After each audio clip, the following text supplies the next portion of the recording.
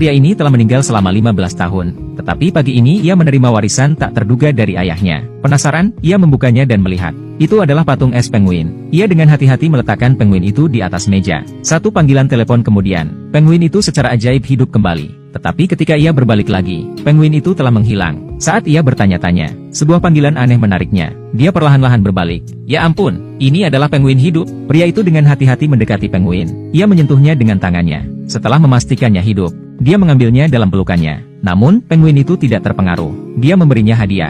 Pria itu tidak berdaya, tetapi ia tidak punya pilihan selain memasukkan penguin ke dalam bak mandi dengan es batu, dan bergegas pergi bekerja. Tetapi sedikit yang ia ketahui, ini bisa saja membunuhnya. Karena segera setelah pria itu pergi, penguin tidak bisa menahan kegembiraan dan kegembiraannya. Melompat dan melompat di bak mandi, dan bahkan mencoba terbang. Tetapi secara tidak sengaja menyalakan keran. Setelah beberapa saat, kolam air terisi. Penguin-penguin itu sangat bahagia. Bak mandi seperti samudra saat ini. Dia berenang di dalamnya. Di malam hari, Mike si pria pulang dari kerja. Ia hendak pergi ke toilet untuk memeriksa penguin itu. Dan ketika ia membuka pintu,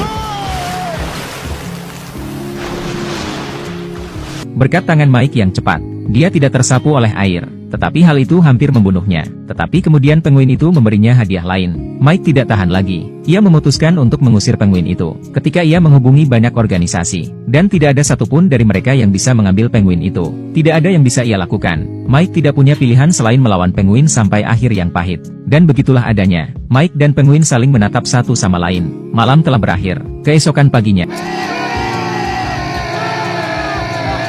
jam alarm penguin membangunkan Mike. Mike tidak tahan lagi. Ia melemparkan penguin itu tepat di luar pintu. Penguin itu tampaknya telah melekat pada Mike. Ia tidak ingin pergi. Jadi Mike melemparkan air dari vas ke lantai, mengambil penguin. Selamat tinggal. Mike senang bisa menyingkirkan penguin itu. Tetapi ia dihentikan oleh seorang penjaga keamanan tepat saat ia keluar dari lift. Petugas keamanan yang baik hati membantu Mike menemukan penguin itu. Mike segera menyangkalnya. Tetapi semua buktinya ada di sana. Mike tidak punya pilihan selain membawa penguin itu pergi. Untuk menjaga rahasia penjaga keamanan, dia juga membayar petugas keamanan untuk tutup mulut. Itu adalah sebuah kerugian. Penguin itu tidak dikirim pergi dan dia kehilangan uang. Tetapi kemudian ada kejutan. Seekor penguin mematahkan hati Mike. Kemudian 5 lagi datang. Penguin baru tidak malu-malu. Beberapa datang mencari makanan mereka sendiri. Beberapa pergi untuk berendam di toilet terlebih dahulu. Kelompok penguin ini sangat pandai memecah rumah. Berhadapan dengan penguin-penguin ini, Mike mengalami kesulitan. Dan saat itulah, mantan istri Mike sedang berkunjung bersama anak-anaknya. Yang mengejutkan, anak-anak sangat menyukai penguin. Hal ini membuat anak-anak dan Mike semakin dekat.